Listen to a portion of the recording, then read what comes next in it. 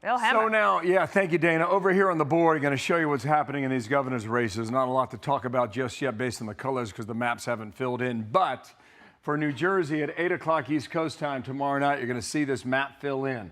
Here's what happened 4 years ago. Chitterelli ran his second time as governor. He ran a third time, but that was in the primary when he was defeated. So it's only the second time his name has been on the statewide ballot here. Where do Republicans need to do well in order for Chitterelli to go ahead and perform well? Still learning this, Dana, can you tell? My gosh, hope I get it figured out by tomorrow night, okay? There will be drama. You got to run up numbers here in the South, okay, in the southeast of the state, and also you got to run up numbers up here in the northwestern corner of the state as well in New Jersey.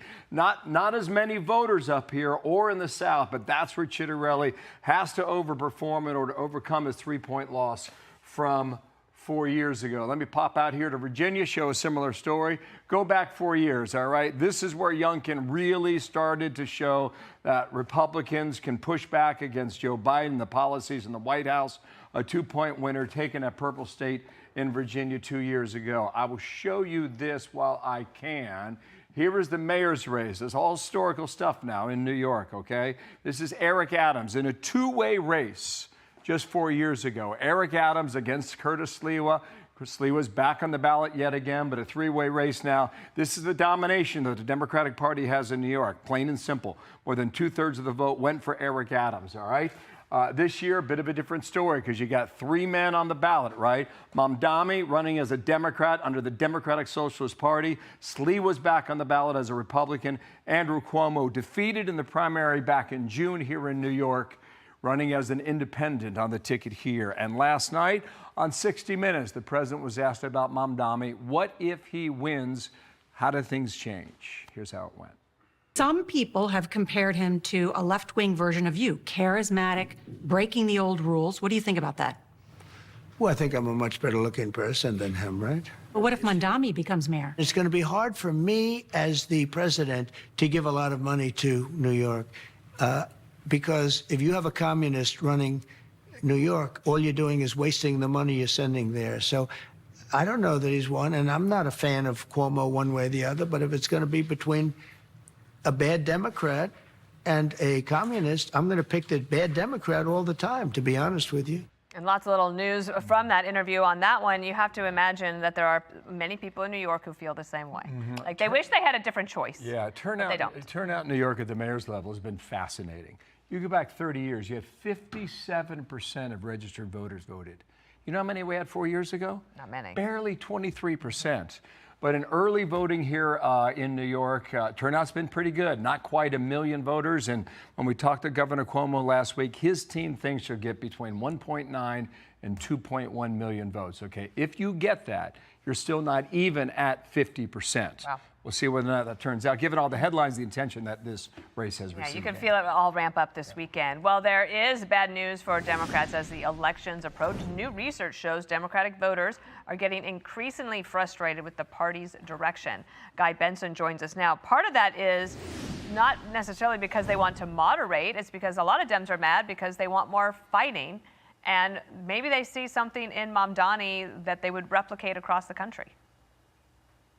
That's exactly right, Dana. The beating heart of the Democratic base right now is socialism and extremism on issues like Israel and Gaza and Hamas apologies. I mean, it really has taken another lurch, the Democratic Party has, to the left within that core element of the base. So you probably have some people, if you dive into these polling numbers, some Democrats and certainly independents wishing the Democrats might moderate a little bit and get more competitive on certain issues, while their base is screaming exactly the opposite, which is why I think we're seeing the government shutdown that we are right now. The Democrats have orchestrated this with no end game and incoherent messaging. They've done this because they are aware that their base is so angry at them, not really sure how to show them that they're fighting. So a month-plus long government shutdown, at least for now, seems to be their temporary solution. Let's talk about Wednesday. I don't know where we're going to be, Guy, but boy, there are going to be some pieces that we're going to read next weekend that are just going to be stunning about the direction of American politics. Here is Hakeem Jeffries on CNN as to whether or not Mamdani is the future of the party. Now, Jeffries endorsed Mamdani. All right? And this was his answer. Weekly. Barely. Do you see Mamdani as the future of the Democratic Party? No, I think the future of the Democratic Party is going to fall, as far as we're concerned, relative to the House Democratic Caucus and members who are doing a great work all across the country. Well, okay, so how's this going to go? You got 5 boroughs in New York. 3 of them back Mamdani. 2 of them do not, Guy. Yeah, I think that there's a very good likelihood that Mamdani is going to win this election, and we'll have this huge amount of momentum and attention, this sort of explosion of coverage of Mamdani. Is he the future? Of course, it's a very blue city. What plays in the Bronx, what plays on the Upper West Side in particular, is not going to play almost anywhere else in the country outside of very blue areas, which is why I'm a little bit more interested in New Jersey and Virginia, and to see what happens tomorrow night in those 2 states. Both blue states. President Trump lost both of them last time out by around 6 points. To me, that's the benchmark, right? Will Democrats overperform? I think historically they should overperform that number in this off-year election. But what if they don't? Or what if it's a mixed bag? I think there'll be a lot of tea leaf reading out of last night looking ahead to 2020. And it's also interesting because in New York, this will be the first electorate where it's post-COVID, it's post the exodus to the red states that we know Florida and Texas have benefited from. And it's kind of our first test to see what this is going to look like. Guy Benson, thanks for kicking us off today. Guy. And please do not miss our Election Day coverage from Fox and Friends First to Fox News at night. You can catch every moment right here on the Fox News channel, and we will see you there through the day.